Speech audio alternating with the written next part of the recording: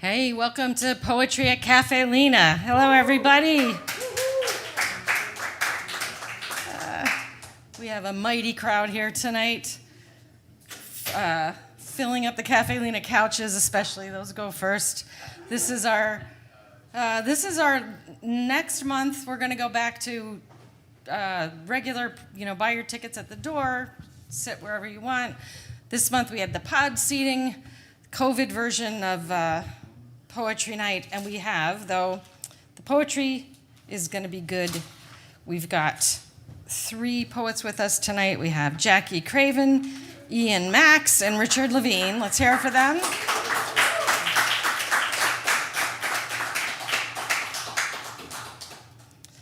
And we're going to start with Jackie Craven because I really like Jackie. She came here first. She was the first one here tonight. She grabbed the mic. Jackie, I got to mention, Jackie ran a poetry open mic in Schenectady, a couple different locations. It was a wonderful event, had a great group of people that always came. She's now running a Zoom open mic, but she's going to stay on Zoom, which is a good idea, I think. She gets her poems published in really cool journals like Agony, Massachusetts Review, Plowshares. She has a book of poetry published called Secret Formulas and Techniques of the Masters, published by Brick Road Poetry Press. And she also has a fiction chapbook called Our Lives Became Unmanageable, and that was published by Omnidon. And let's give a huge round of applause, Jackie Craven.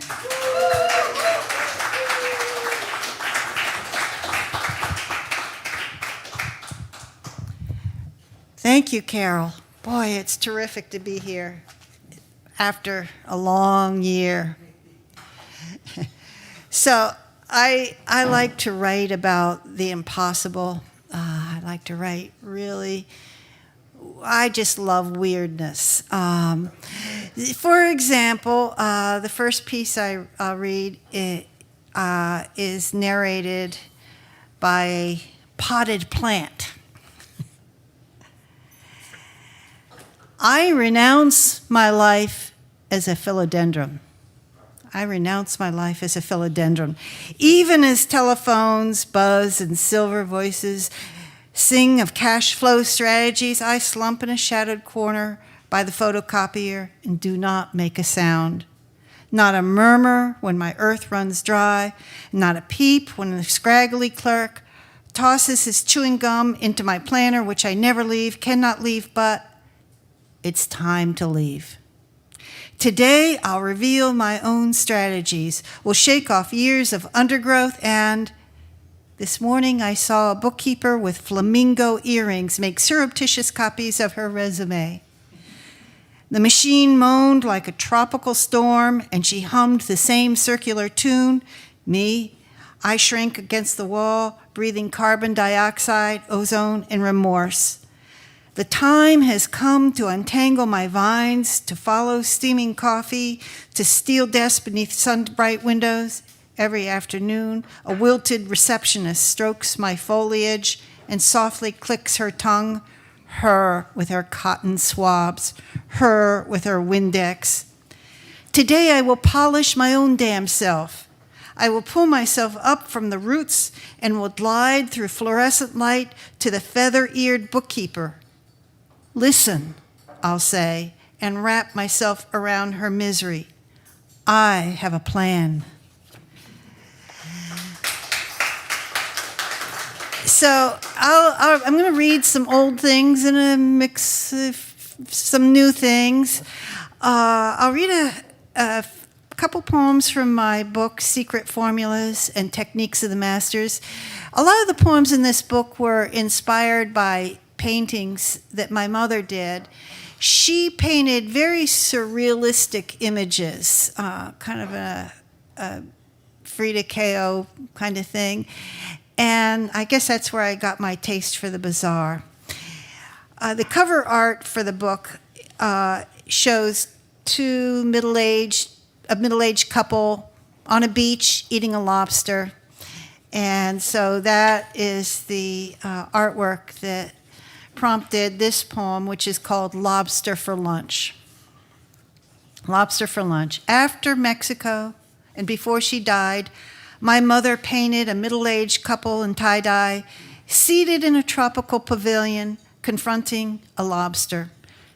The lobster spreads its crimson legs toward 3 papaya and a furry coconut.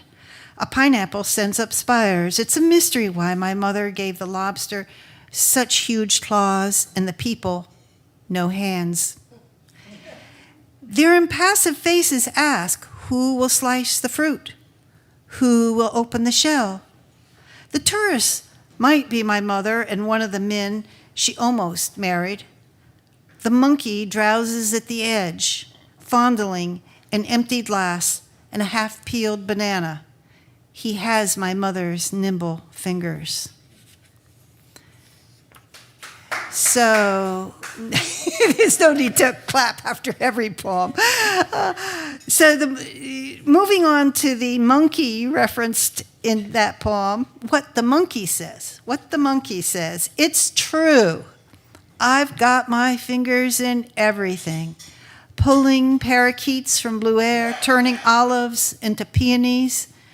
A train arrives. Your mother paints you a new father.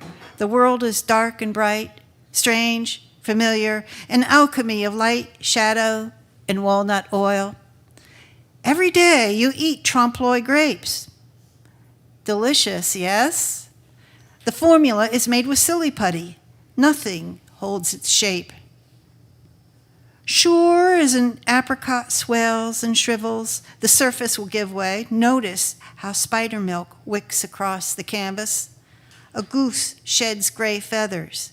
A peach opens at the seam. Oh dear, have I made you sad? Here, have a banana. The skin is false, but go ahead, pinch a corner. Peel.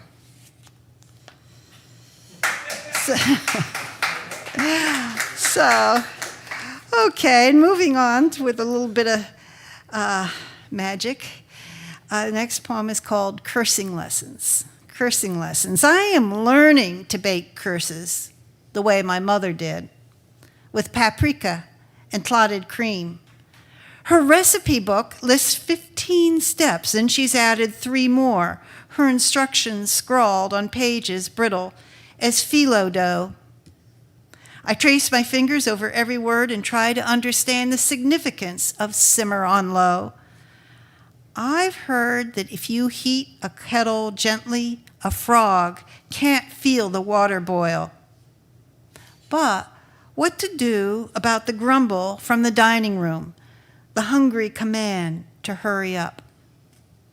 Nothing my mother served could please my father, who poured Tabasco into a slow-cooked stafato and called her a stupid cow.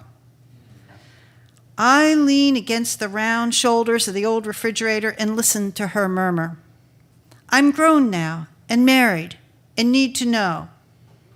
When is it time to whisk? When to fold? When to toss with newts and toads?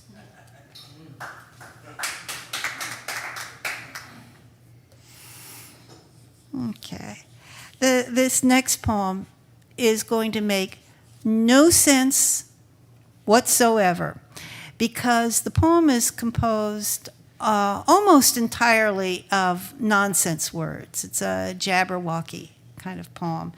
And I've been playing with this poem for a while, and nobody wanted it. I mean, no journal wanted it.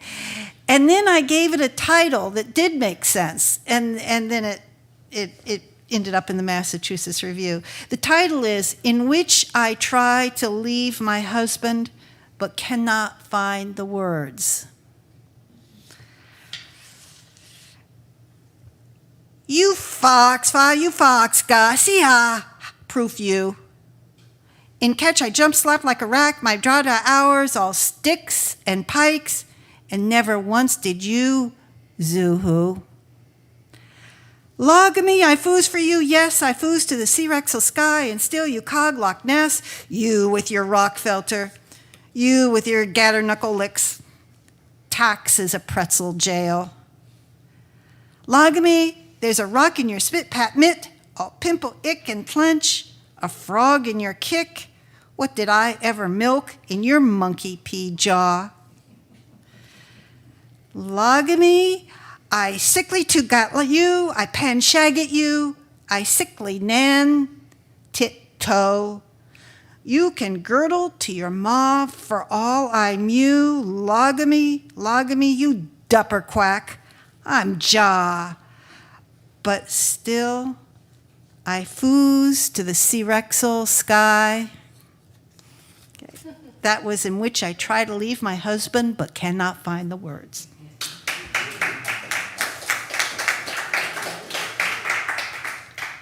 All right, as I said, I really enjoy playing around with impossible situations in surrealism. So lately, I've been writing a bunch of poems about time, theories of time, how we measure time, how time gets distorted. And of course, there is no such thing as time, right? Time doesn't exist. It's an artificial construct. But anyway, I've been writing poems that are newish. They haven't appeared anywhere. This is the first time they've been out in public. So I'll read several of these. The first one is called Someone Should Do Something About the Clock at City Hall.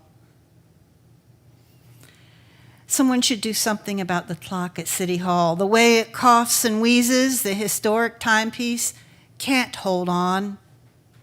Soon megalodons will swim into the harbor. They'll swallow paddle boats and make their way up the canal, except for the larger ones who grow legs and steal our bicycles. We need to help our heritage clock. The trembling hands can't control what happens next. Tetradactyls collide with flights from Baltimore. Parasols explode in martinis. Forget your investments in United Air. Our town clock, our marvelous chronicker, has always looked out for us, and now listen to it sneeze. Unless we do something, gladiators will roar through town blaring their orange gladiator songs. Paparazzi catch the mayor wearing goffered frills. Fact checkers from Snopes call this a hoax, but rumors spread as quickly as disease. Tick after tock, our beautiful clock pales and turns feverish. Already this rain smells like bananas. No one eats sushi anymore. Our landmark clock is losing time and can't manage the heavy labor of making more. Lovers who mistreated you will rise up like totem poles, hands in pockets, fingering keys they expect to still fit your door. Isn't there a cure? Isn't there a vaccination? Waiting on your porch, the yellow cat you euthanized. You'll drink again, light a cigarette. Every year on your 7th birthday, you wet your pants all over again. After the hardships this clock has endured for us, don't tell me it's too old to be saved.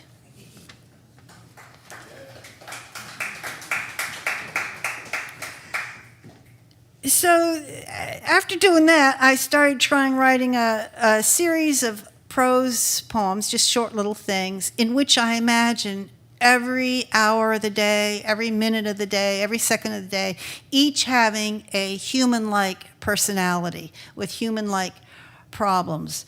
And these really don't have titles, but this is just several in the series of times of the day narrating their dilemmas.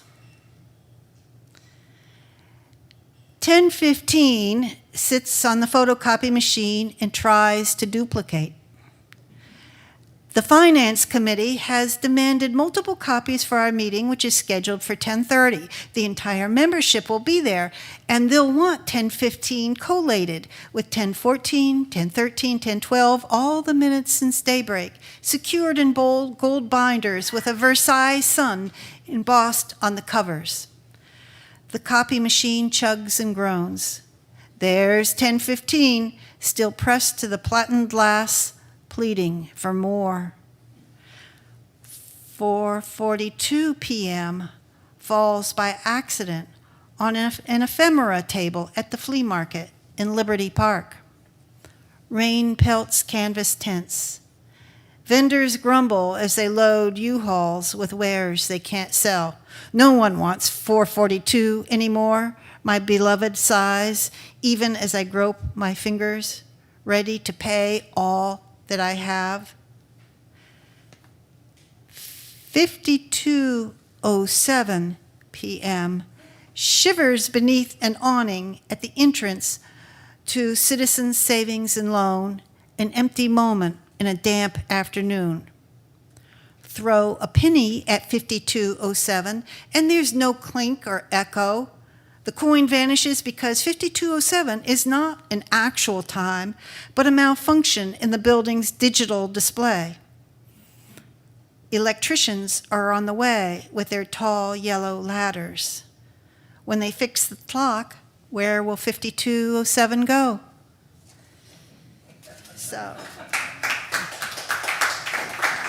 So stay tuned. I'm pecking away at those.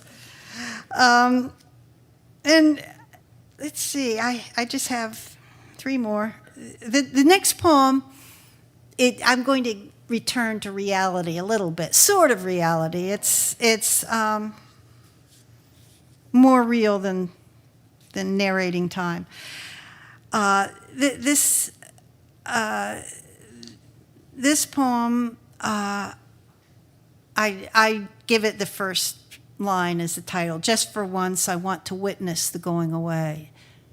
Just for once, I want to witness the going away. I want to catch the moment, catch it in my hands, and see it blink and glow. But in this dream, the valley line shrieks from Grand Central hours before I arrive, or I reach Port Canaveral after the boatswain's final call. I'm alone on the pier, waving goodbye, waving come back, waving until my watch slides from my wrist and tumbles into the foaming wake. I'm so thirsty, thirsty the way my father must have been in his hospice bed. I dab his mouth with a moist sponge. I tell him, here I am, I'm right here, and so I am, except I turn to read the clock. I miss the instant of his leaving. The Timex watch, the one my mother gave me in high school, tisks from the floor of the harbor. Can't you be quicker? My mother lies on her kitchen floor. I pinch her nose, push air through her lips, yet I don't see her slip out to her garden, midnight dark and flecked with fireflies. I can never move fast enough. I'm on the New Jersey Turnpike, weaving past construction cones, pushing 75, 80, exit numbers count down, radio towers lose their grips, songs flutter from rap to gospel. I'm in a chapel near a town where I lived long ago. In my lap is a rough black box, high-impact polypropylene thumb tab clasped with a twist-tied bag inside. I hold on tight. So tight that something snaps. The dust that was my mother plumes into the stained glass light. Or maybe it's my father, or my stepfather, or my husband, all my family, and so many friends. I carry them in my lungs, under my fingernails, and on the soles of my shoes. I track them up carpeted stairs to a room still painted the green shade of blue I loved as a child.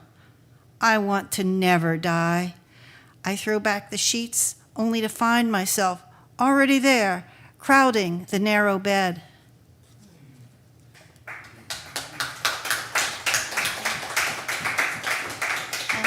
How's my time, Carol? You're good.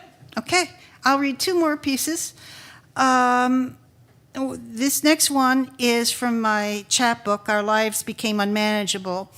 And this is really sort of a fiction chapbook, but some pieces in it you might call prose poems, sort of waffles between genres. And I was very thrilled when Omnidon picked it up. And this is the last segment in the book. Each segment is narrated by a character, and this character's name is Mrs. Knickerbocker. And here this is another recipe piece. Mrs. Knickerbocker. A lot of you have been asking my recipe, so here it is. Mind you, the bread isn't exact. It starts with basics, like flour, milk, and freckles, and takes off from there. All you do is mix your ingredients and let them sit. By and by, the batter will puff up and start a life its own. Pat it like a baby's bottom. Stir in some extra bits if you want, a finger, an eyebrow, a tooth. Pinch off a belly button, no more, and give it room. Take another pinch and do the same. Then take a pinch from that pinch. Don't knead. No matter how much your fingers itch, you've got to give each piece time to bubble and swell. Waiting is the hard part.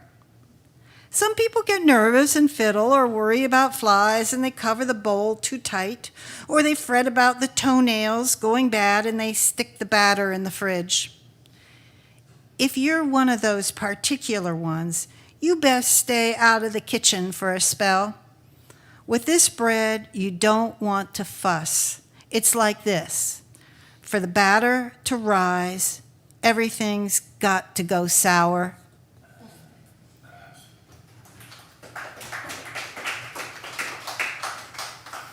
And I will end with one more poem from Secret Formulas and Techniques of the Masters. Again, these poems are inspired by surrealistic paintings. And this is called To My Tongue.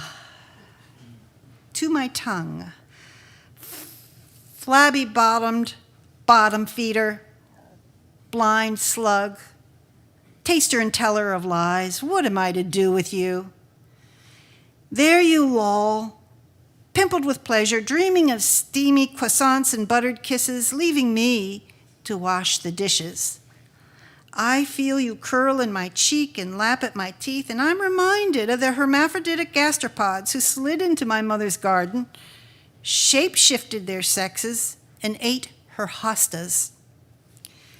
Meanwhile, in the gazebo, pina coladas and tiramisu, voices rimmed with lipstick, obstreperous casseroles. Must you slobber on everything? I've been thinking it might be time for us to go our separate ways, for you to grow gargoyle wings and fly off to Taco Bell, wafting halitosis, trailing crumbs. But then, what of me? No words, no wants, a castrata who cannot sing? Okay.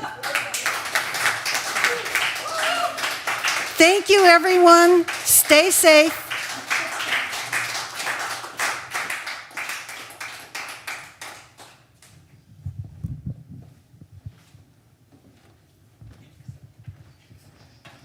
Hey, thanks, Jackie. That was really interesting and wonderful. Thank you.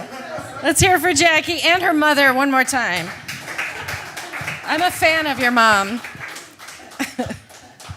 And we're going to have Joe do his microphone dance. And we are going to have our next poet up. I don't think he's ever read at Caffè Lena. So am I right, Ian? You're correct. So, Is it like PG? Like, do I have to edit my poems out? No. Okay. there you go.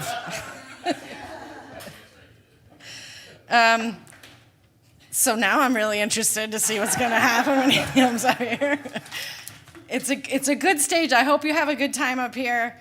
Let's see. Ian has his first chapbook published was called A Loss and Gain of Comfort by Bottle Cap Press in 2014, which I love the title of that. His newest collection is called Identity Crisis, which is published by Recto e Verso Editions Incorporated, which just came out this year. He is raised in the Bronx until 10, moved up to Troy, and he has been here. And let's give him a huge welcome. Let's also, sorry about that. Let's say hi to the people online. We have people watching on Facebook and YouTube, so let's give those folks a round of applause because they can't.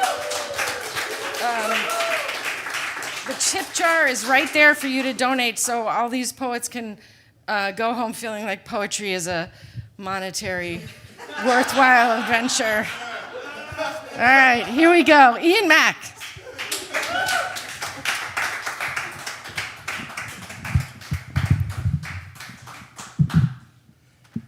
It's Macks.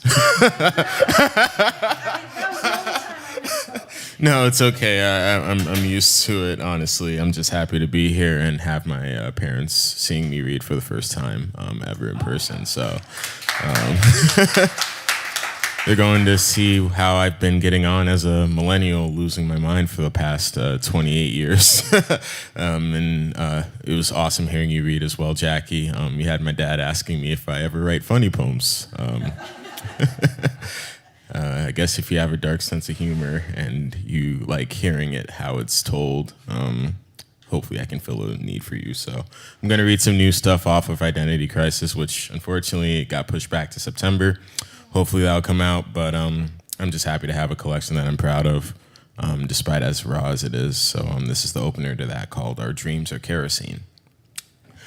Witnessing two racist incidents on back-to-back days in Albany and Troy could respectively leave the coldest human burning alive. The first antagonist who said, "Of course you tell me to fuck off," and the second who backtracked, "Not you, them," underline the harsh reality that although I'm not a fucking nigger, I'm still a nigger and I need to keep that in my conscience. Forget that and I'll end up getting dehumanized at the local dive bar. Unless the snow bunnies bail me out and fetishize through white lines and bathroom stalls, Caucasian acquaintances equal get out of jail cards as the monopoly increases in wages and risks. Can't start the car because I rear-ended it in hot pursuit of this shit. Yeah, I'm thankful that life hasn't fucked me up enough that I can still write something, but we all start forgetting what dreams are when the alcohol starts talking and the weed puts the world on mute. Being a good person is great and all, but it doesn't erase the fact that there will always be someone or something cherishing the day you fuck up or stop fucking with their existence.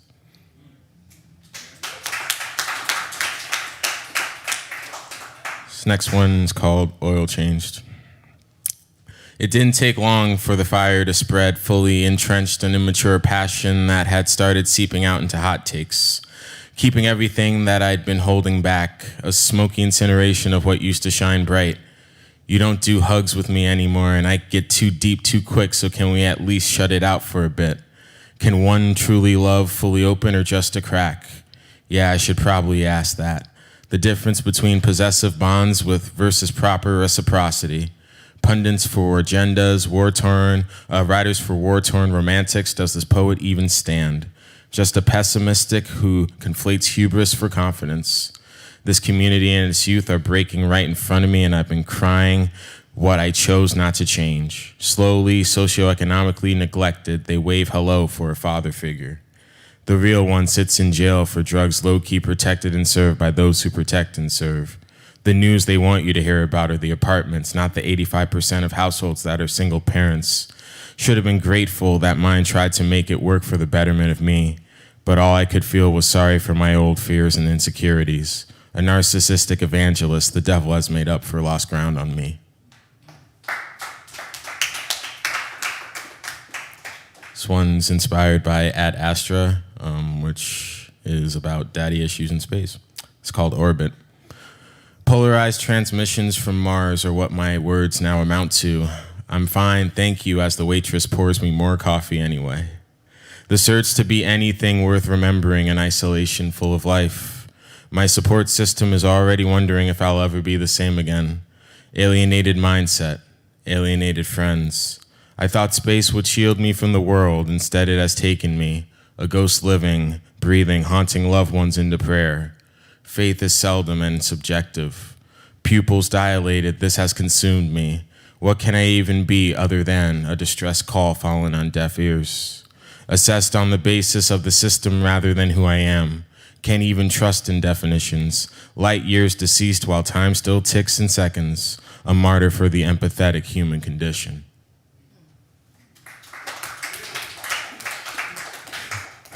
This next one is about my old friend who's been going through a lot, but he stuck up for me when I was bullied throughout high school. It's called Over the Top, Behind the Back. I used to get called nigger and Oreo from 8th grade through 12th grade. An old friend would get in trouble for sticking up in my defense. He punched one kid in the temple and pushed the other into a glass chest. He kept this from me so long and unsaid that spanned a decade. We had seen each other fall and rise to numerous occasions. Thought I could trust him for God knows how long, until we both lost touch with reality of our own. Barely surviving the gray area. Karma is strange as brutal honesty. They smile and make conversation when I bump into them, but I know they remember and it still exists within.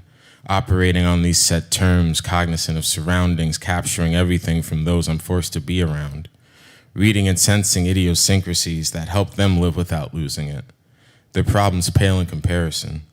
A pedestal set on a cracked foundation, but objectivity and compassion are scarce in this place. The only abundant resource is the ability to use two faces, ignore the privilege to weigh down those who are less fortunate.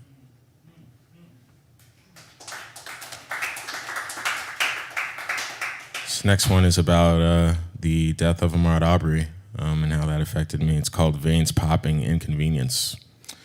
Everybody wants to talk about how Ahmaud Arbery was shot for a lynching, but 2 years prior he was harassed by a cop for his veins popping. White people always look for a reason, whether they know Joe or are feeling the burn. I'm glad I realized that the scene of assumed stereotypes didn't want me or my riding around here in the first place. We're just an inconvenience, the unsafe in their safe spaces, the indelible truth of their cliche niche. They say it's a fine line and they're sorry when checked, but knowing the truth makes them lose their breath. So for those watching, praying for me to become the token of their cash out dreams. Too bad it's not true. I see your bias for what it is. Have fun in your upstate utopia. Here's a tolerable fuck you.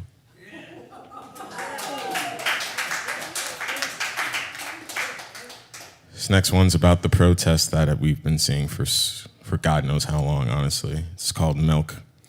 My bones, they can't stop shaking. I can't breathe. The sequel, Central Park Karen.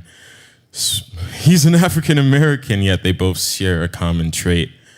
Race was all that mattered. Black minds left scattered, another hashtag, another protest. We just want to give you hell. Yet the reply is simple. Here's some milk. Whether it's a glass or a gallon, the tear gas can't compare to the tears shed. I shudder at the thought of leaving my apartment while others walk, telling you off for not having to wear a mask, or for having to wear a mask. If only that doubled as a muzzle. Then they'd feel like I did when I was nonverbal. Talk about slapping a label to someone's face.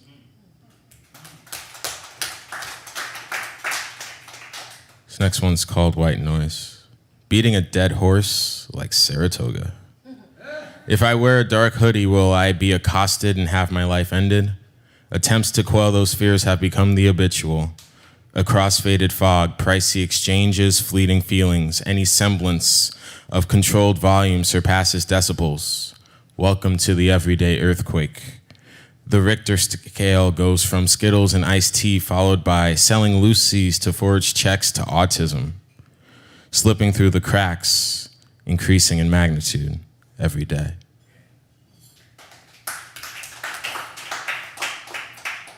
By the way, this is still all off of Identity Crisis. So again, this next one's about when I got accosted by the federal police just going to work. It's called Say Hello to the Feds. I'm just giving everything to moving on from this prison in my head with welded bars and honest mistake. Crying on social media, who can be trusted after trusting this? A hope that led me to hell on earth. Managed to get a ride to a fresh start, new and improved with motives beyond ego-driven statements on cracked ideals. Here come the feds, though, blacked out Suburbans, two-faced gatekeepers questioning my life, patting me down.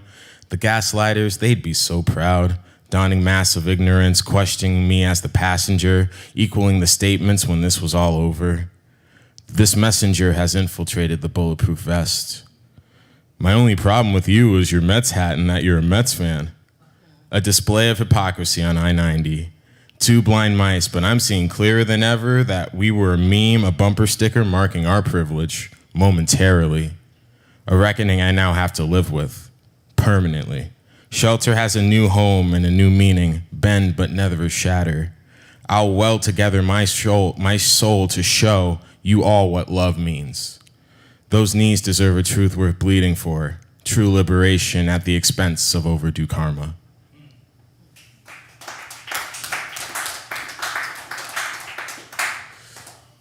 This next one is about just checking what I wasted 3 years and a lot of money on. And I needed to learn that the only love that I have is within myself. It's called Test Subject. The disillusioned storyteller is bewildered as to how they ended up in this office, a waiting room with vinyls of music that they're supposed to like, a surgery that society forced upon him willingly. Unwillingly, the receptionist, a dreamer of things, checks them in and hands them a brochure. Leave the ills of your community behind. Let us show you the light. The storyteller peruses the pages intently and feels their stomach sink. This looks like the storyboard to Get Out. No thanks. This leaves the receptionist incensed. And unfortunately for the storyteller, the exit door is locked from the outside. And a book to the temple from behind the front desk knocks them to the floor, and they're carted into the operating room as the receptionist is transferred to a different location. They awake to find themselves motionless on the table, already mentally clouded from the anesthesia, midway through open heart surgery. The shock increases as they soon realize the surgeon is a familiar face, an old friend, and as much as he'd like to trust, they'll keep them okay. A photo op is a photo op. A clout grab is a clout grab, and a body count is a body count at the end of the day. And soon enough, the scalpel hits an artery, and despite the best intentions, the surgeon is now hysterical. This meant everything to them. And as blood pours out and the vitals drop, the only story left to tell is a question. Does a soul like mine actually matter to you, or was this all a facade of beliefs? The storyteller was never a black man in need. They were just a man that happened to be black, searching for peace on their own, solely within, strictly alone.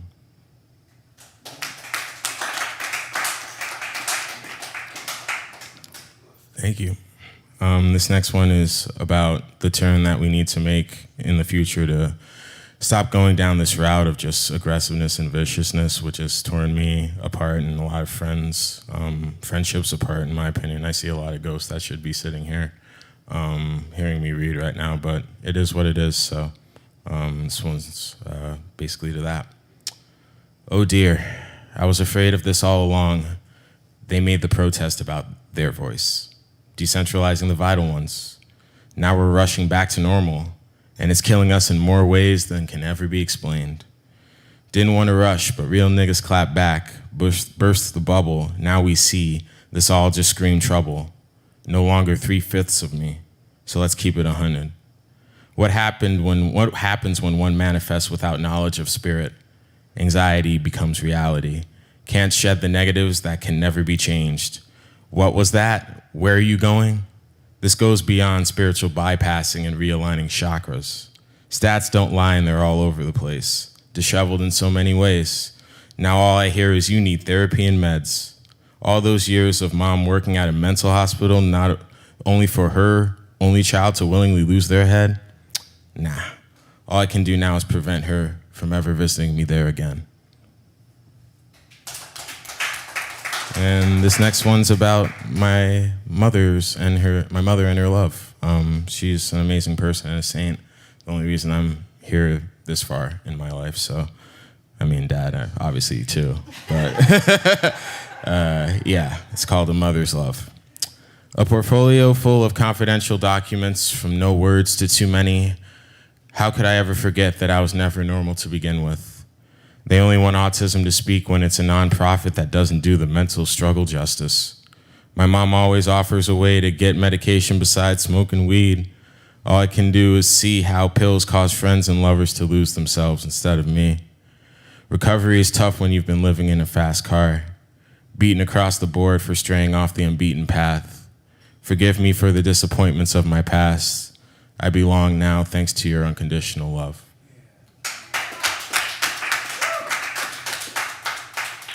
And this last one is the ender to, unless I have more time, Carol. Okay. How many? You want two more? Yeah, I'll take two more. Okay. Sure. This is Quarantined. Talk therapy. Take 3. There's no one to blame on quarantine, looking in the mirror less than through an app or a screen. Tried to find ways to cope with scary things. Solitude and the reality it brings. Singing a tune no one should sing. Everyone survived so many things. How its process is the difference, whether it soothes or stings. Stand back or stand by. Are you positive, my guy? We took this country for granted, just like our lives.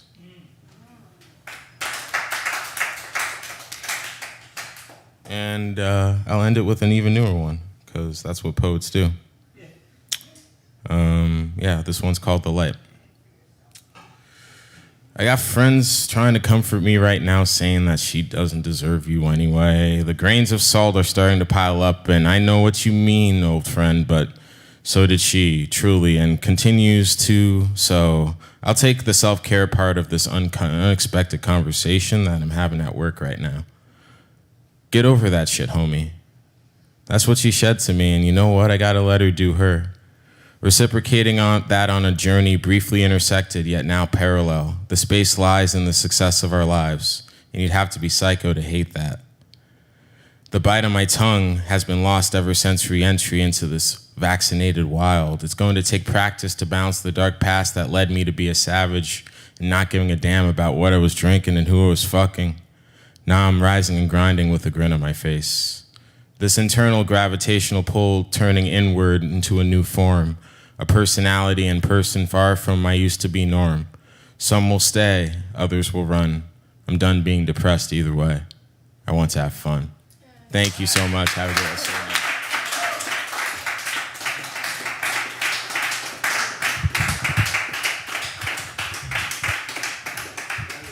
All right, thanks, Ian. Thanks, Ian, Mom. Thanks, Ian's dad, for being here.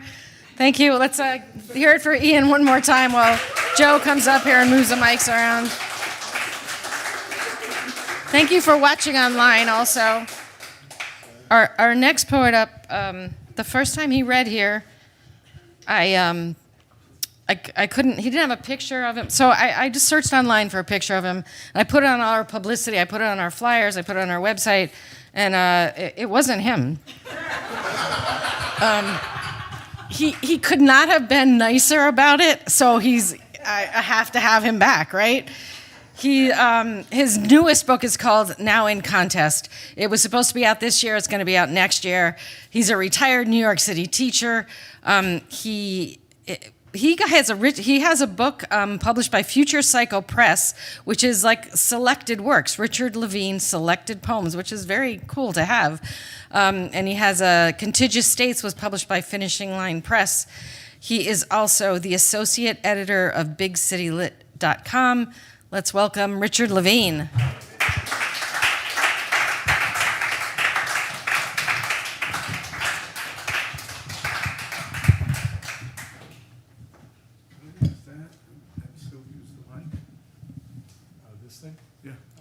That would be great. All right, thank you.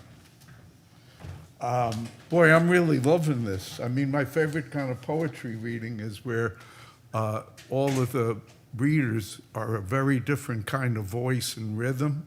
So this is just great. I mean, I feel like you wouldn't be losing anything if I just sat down.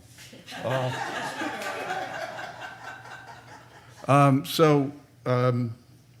feel almost obligated to start off with a couple of poems about the pandemic. And this first poem is from the very early days when there was almost no factual scientific information. There was so much doubt and confusion and fear. And we were given the 3-step protocols, which we were told might save our lives.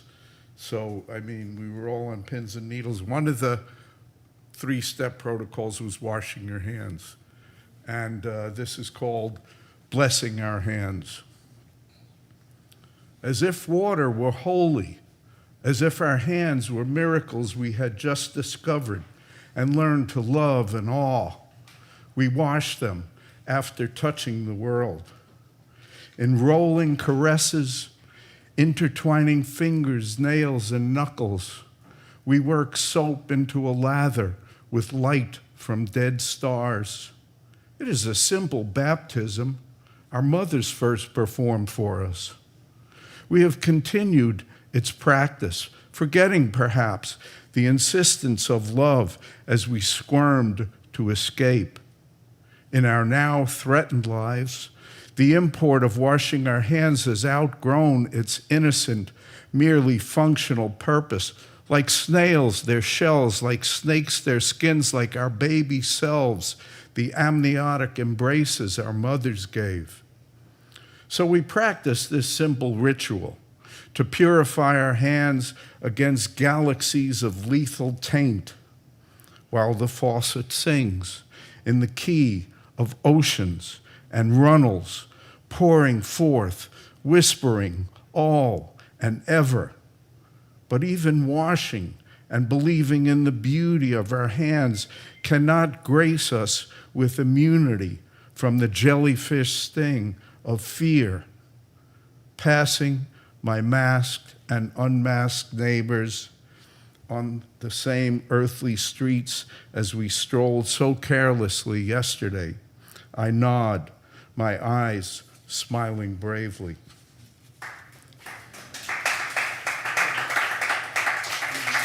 Thank you. Thank you. And I'd appreciate if you didn't applaud after poems, because it always makes me feel like I'm in the Olympics, like there'll be numbers up behind me each time. You know, it's like, it was a good form, but the dismount was really bad. And so I'd be wild for as much applause as you want to give at the end, but please refrain in between songs. So this next COVID poem is maybe, sometime last winter when we were really starting to get stir crazy from being sheltered in place for so long. And it's called Confined. And if you know the Rainer Maria Rilke poem Panther, it's sort of based on that idea. Confined within walls of days, and all my days are all the same walls. I have memorized each one, like a menu from a cafe or diner I used to go to among friends. Now, I can only stalk such thoughts around, circling my cramped right-angled apartment where each wall becomes 1001 bars, caging me in with no world beyond contagion. Only at times, the curtain of my eyes lift and an image enters my walled-in heart, which I fear of late has become a place where vision goes to die. But soon it might again know what parachutes know. The rush from cramped rucksack confines, the thump of opening into beauty or a blue sky. And then it might remember that my tastes are quite simple. I just want to go out to a movie and then talk about it over a few pints, or shop in a store, picking out my own produce, and walk home unmasked, unafraid, and able to see and look into every face. I should, Carol mentioned I have a book out, but it's been delayed because of COVID, so I'm not going to tell you about it because most of these poems are from the book. So this is called One Night in America. The first time I noticed my hands trembling, I was still a young man, just returned from a war, and even pressing palms and all 10 fingers against the window pane to steady them, I knew that like slither-quick rodent-eating snakes in swamp-black water or a sudden shiver in the hang of moss, it would always be there, that fear, quaking in each next step, ready to pounce and remind me. So to those now walking war's trails, I hope you survive the war and the coming home, especially you young black veterans pulled over one night in America white policemen pointing their flashlights in your window.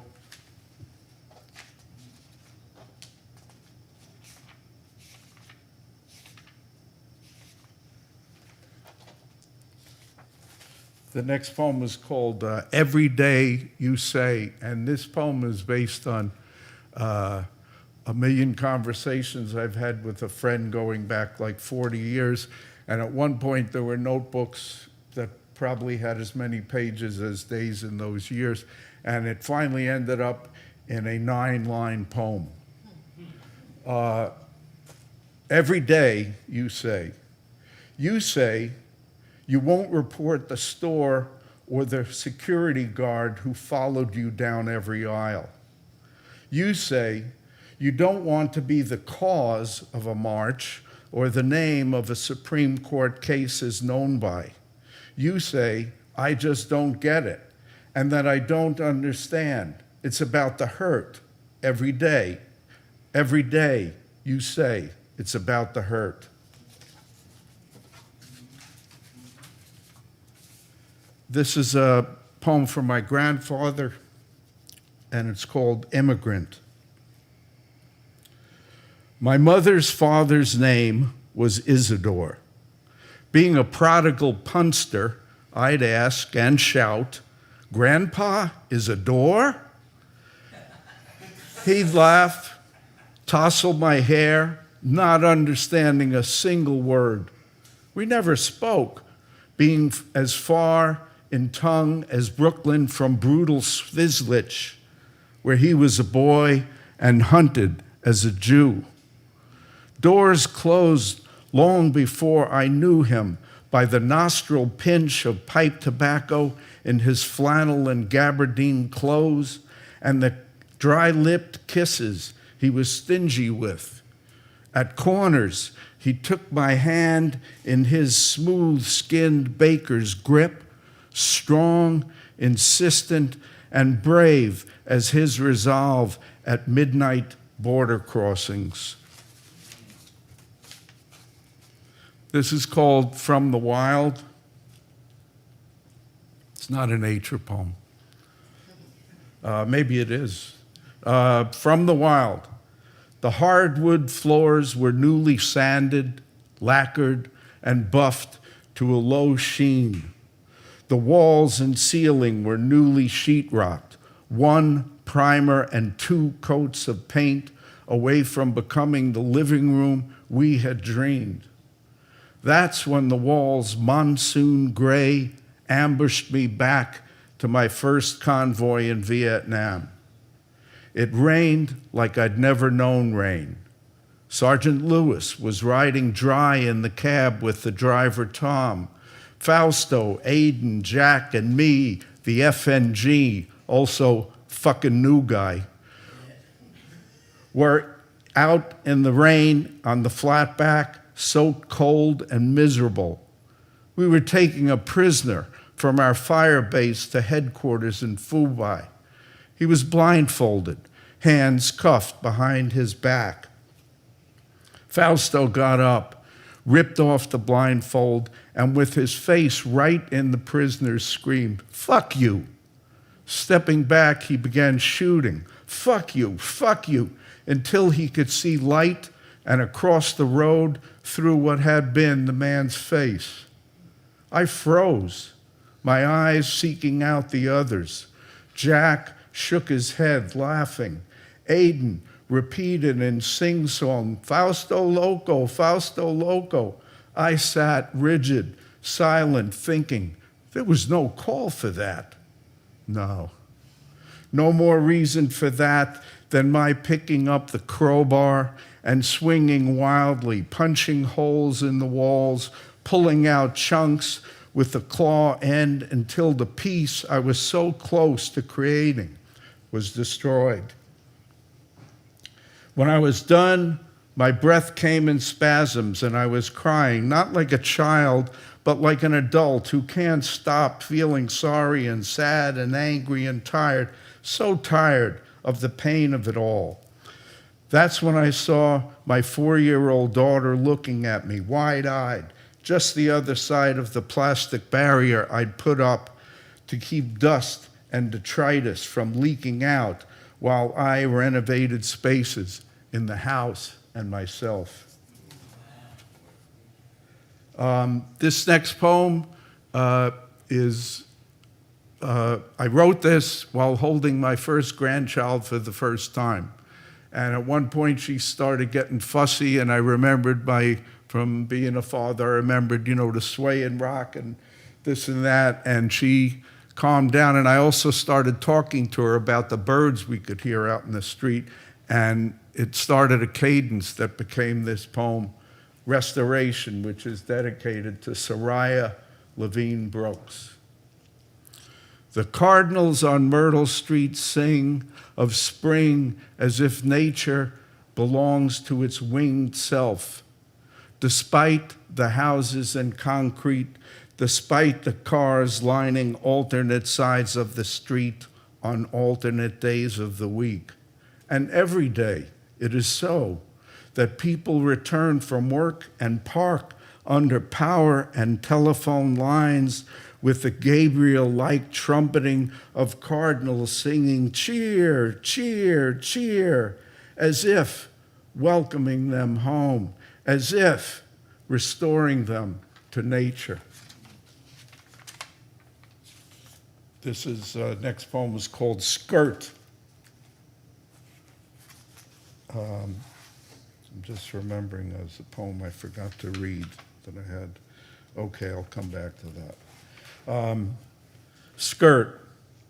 Write just one sentence to say you miss me the way irises in the garden would miss flirting with the single stalks staking them to breeze and earth.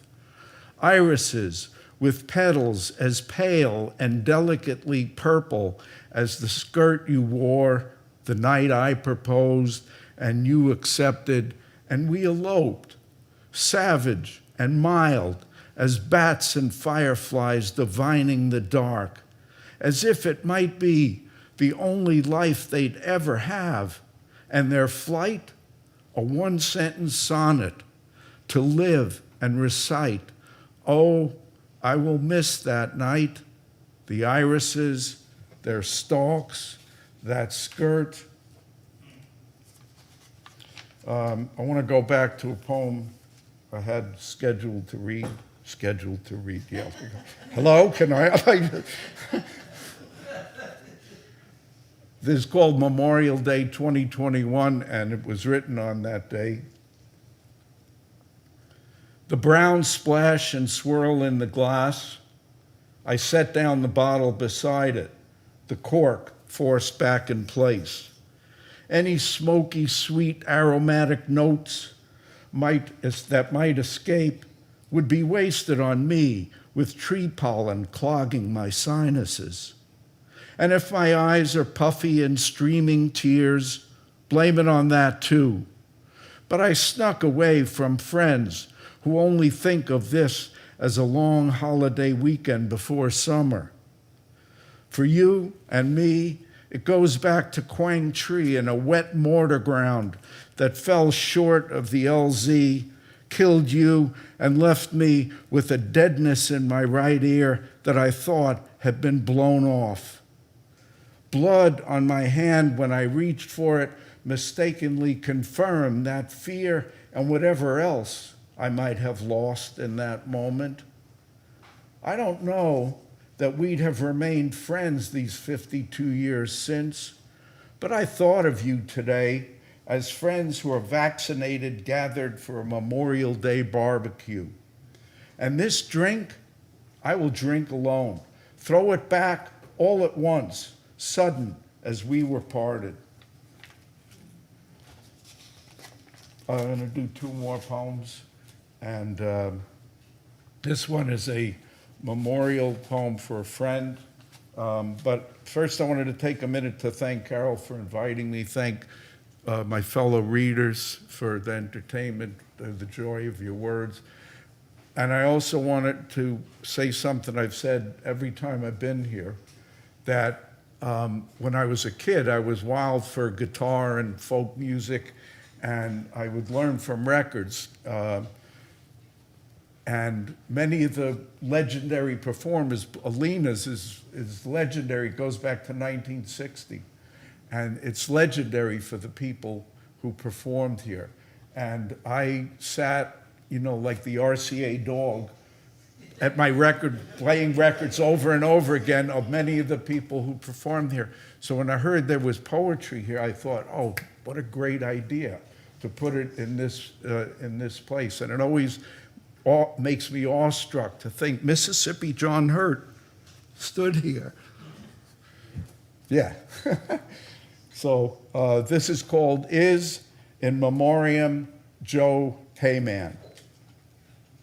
I had gone to take the bare trees of my thoughts to walk in the park, seeking consolation in goose honks, coot dives, the lily white of swans beneath the ominous red-tailed glide of a hawk, and the small talk of a sidewalk bush alive with dozens of chirping sparrows, dozens chirping.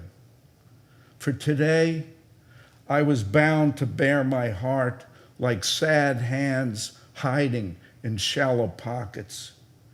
Since the news, grief has collected and disquieted memories, tangled like fish lines, sticky, blood-barbed hooks, sinkers, snares, bobbers, and bones, all thrown in and cast to rattle a racket in a gray pail, with the stinks cooked in and as sharply pronounced as the cacophonous, sad-handed carrying of it.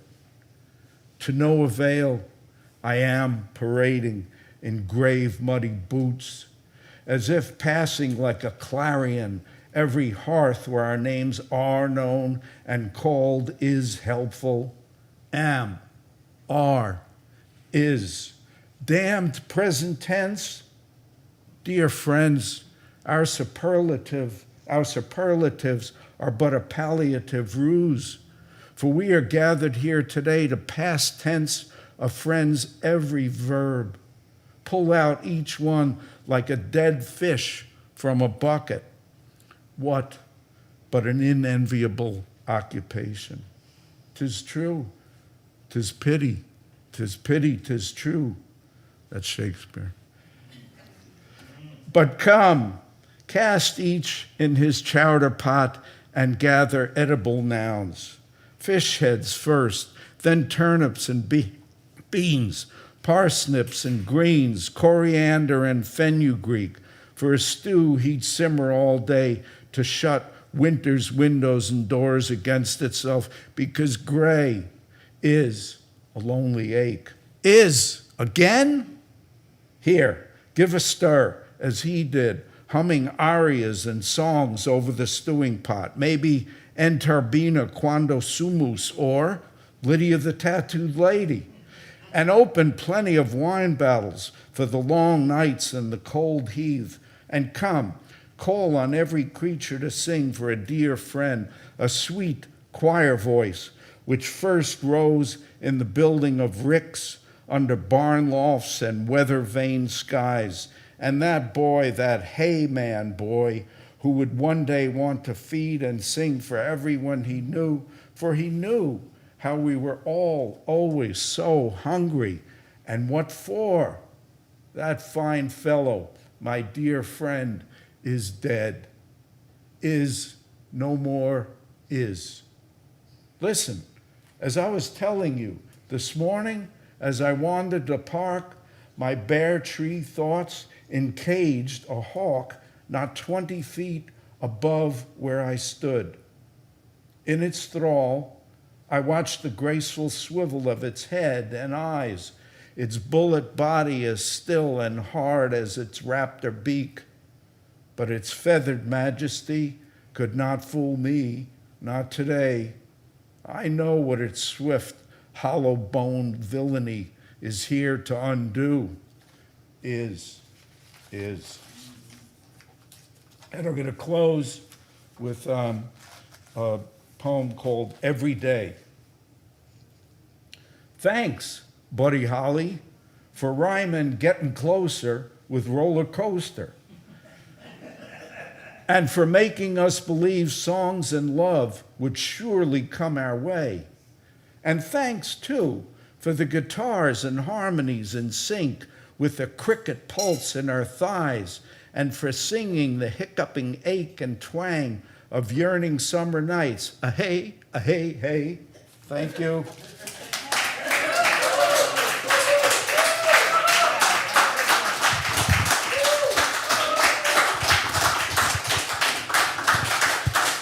All right. Your gamble paid off, Richard. You got a good applause at the end. It worked out. All right, you guys, thank you for such a beautiful night of words and sharing and generous poetry. Thank you to Richard, Ian, and Jackie. Let's hear it for all our readers one more time.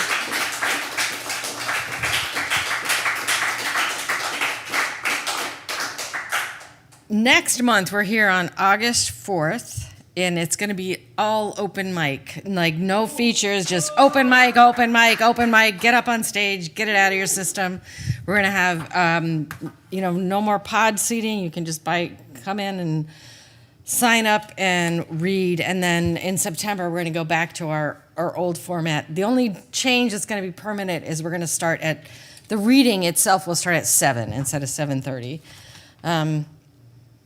Thank you all for listening online. If you still want to leave a tip, you still have time. That would be great. The tip jar is somewhere on your screen. Go ahead and do that and be generous if you feel like it. I don't know. I'm good. Does anyone else have anything to add before we close out the night? Thank you. Yeah, Susan, thank you. All right. Thank you all. Have a good July.